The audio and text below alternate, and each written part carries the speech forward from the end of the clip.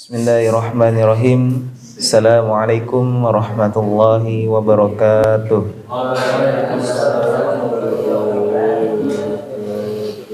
Alhamdulillahi rabbil alamin. Wassalatu wassalamu ala asrafil anbiya'i wal mursalin wa ala alihi wa sahbihi wasallim ajma'in. Amma ba'd.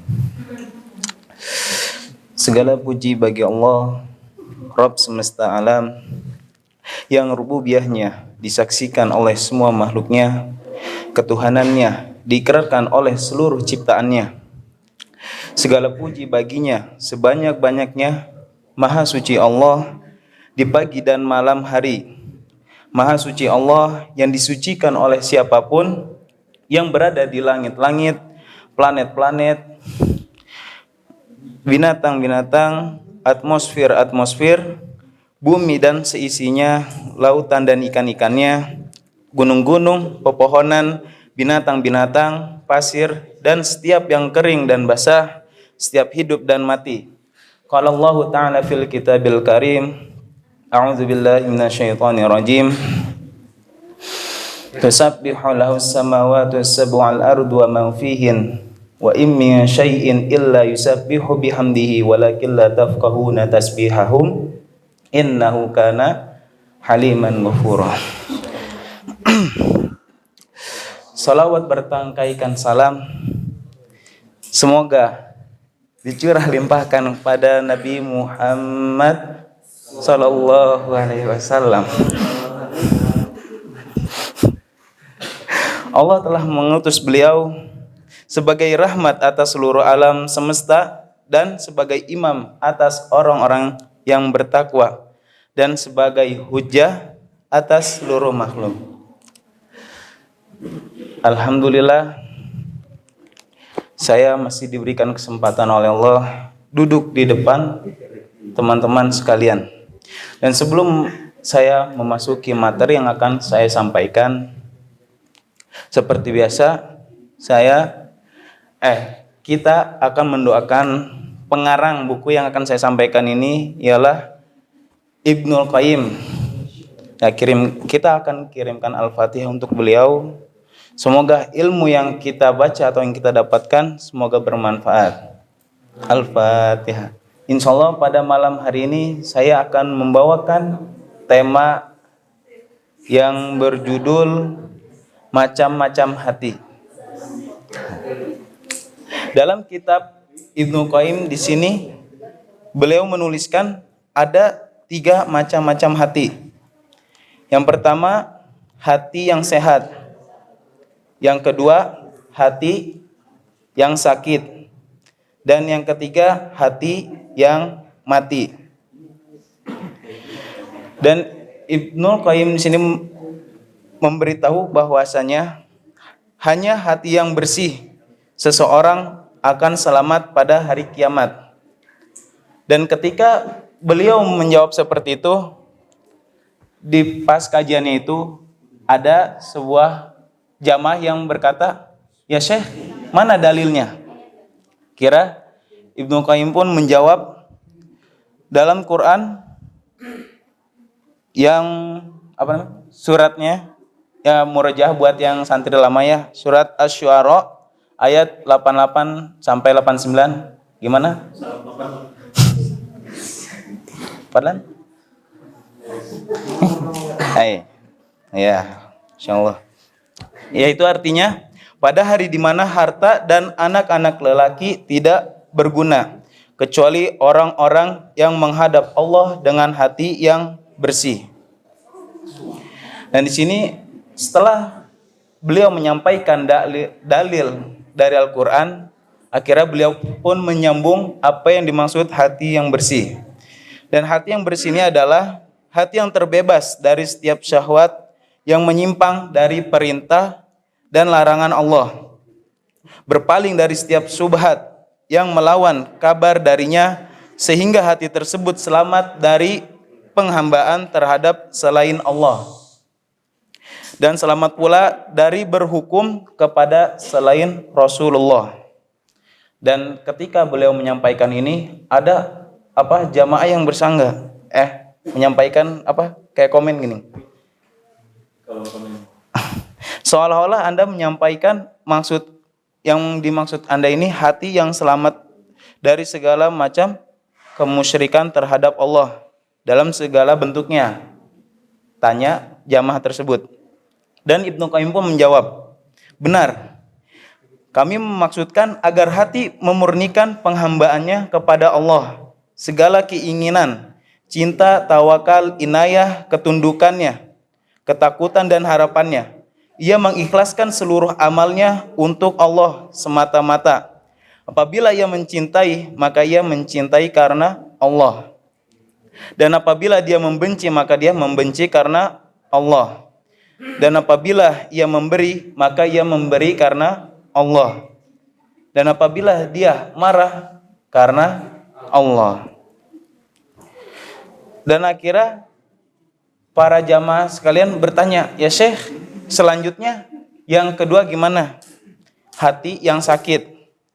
Dan Ibnu Qayyim pun langsung menjawab, hati yang sakit ialah hati yang hidup tetapi memiliki penyakit. Nah, di sini langsung bertanya. Jadi bertanya lagi jamaahnya ini, ya Syekh, tolong penjelasannya dengan detail. Kira beliau pun menjawab, jadi hati ini terdiri ada dua materi. Kadangkala satu sisi kuat, kadangkala satu sisi lemah. Dan di sini para jamaahnya menjawab, ya Syekh, kami belum paham apa maksud dari engkau gitu. Kira beliau menjelaskan lagi, hati yang sakit ini di dalamnya juga terdapat rasa cinta kepada Allah, iman dan bertawakal padanya, seperti ikhlas karenanya. Dan kami bertanya, apakah materi itu cukup bagi kehidupannya? Dan beliau pun menjawab, benar, tapi di dalam hati sakit juga terdapat kesenangan terhadap syahwat, mengutamakan dan selalu berambisi meraihnya, hasad dan sombong, dan suka meninggikan diri, melakukan kerusakan di muka bumi, dan melakukan kerusakan dalam kepimpinan. Dan beliau melanjutkan lagi, hati yang sakit itu teruji dengan dua godaan. Yang pertama, ajakan untuk kepada Allah dan Rasulnya, dan untuk mengingatkan bahwa seruan ini untuk mengingatkan kepada Allah dan Rasulnya dan tujuannya ke akhirat. Dan sedangkan satu lagi ajakannya ialah mengajaknya kepada kenikmatan sementara, dan ia merespon peluang yang paling dekat dengannya. Dan akhirnya ingin agar kalian memahami pembahasanku ini dan bahasannya yang sebelumnya, bahwa hati yang pertama adalah hati yang lembut dan waspada, sedangkan hati yang kedua ialah hati yang kering dan mati, dan hati yang ketiga ialah hati yang sakit, di mana ia kadangkala lebih dekat dengan kesembuhan atau kadangkala pula lebih dekat dengan kebengkokan. Dan akhirnya para jamaah bertanya lagi, selanjutnya hati yang ketiga seperti apa Syekh? Nah, kira beliau bertanya, ketika beliau menyampaikan dari pembahasan hati sehat dan hati mati, hati sakit, nah beliau tuh langsung berkata seperti ini, setelah pembahasanku ini, aku telah melihat wajah kalian ada yang kebosanan, ada yang tertekan. Apakah kalian sanggup untuk melanjutkannya? Dan para jamaah akan menjawabnya, semoga Allah menolong kami karena penjelasan tentang hati yang mati itu merupakan satu-satunya cara untuk mendiagnosa diri kami dan para pembaca tentang kondisi hati kita dan bagaimana cara dan sifat hati yang sakit dan mati dan cara menguasai hati kita. Dan akhirnya beliau pun jawab, kalau demikian maka dengarkanlah. Semoga Allah merahmati dan mengampuni dan memaafkan kami dan kalian semua. Dan hati yang mati ini adalah hati yang tidak ada sedikit pun kehidupan di dalamnya. Dan akhirnya para jamaah menjawab, tidak ada kehidupan di dalamnya walaupun memiliki hati dan dia pun berjalan di muka bumi ini. Dan beliau menjawab, benar.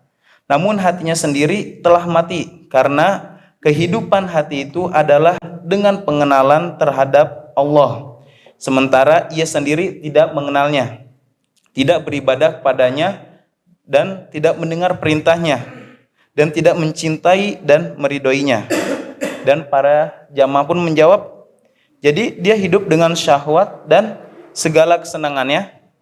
Dan beliau menjawab lagi, bahkan ia menghamba kepada kesenangan dan syahwatnya, walaupun di situ terdapat laknat dan murka Allah, maka dia sama sekali tidak peduli bila dia telah meraih kesenangan dan syahwatnya, apakah Allah meridhoi atau memurkainya.